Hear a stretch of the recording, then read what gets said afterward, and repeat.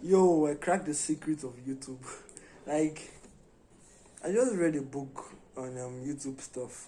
I can't give you the book. It just I can't. Yeah, it's a secret. So I'll just be giving you tips. So let you subscribe to my channel. Okay, yeah. Number one, tags. Those tags are needed. Tags and description. If you put the guy said in the book that when you go above 2,000 words in the description, YouTube will reward you. And I tried it. YouTube rewarded me with 385 views. I was like, what? But tags and description are needed. The next one is YouTube ad word.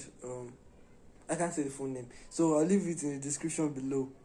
You'll see it there, where you get the keywords you can use, the catchy keyword. You see the amount of people that search for that keyword, and the time frame and stuff like that. They will show you keywords that are catchy.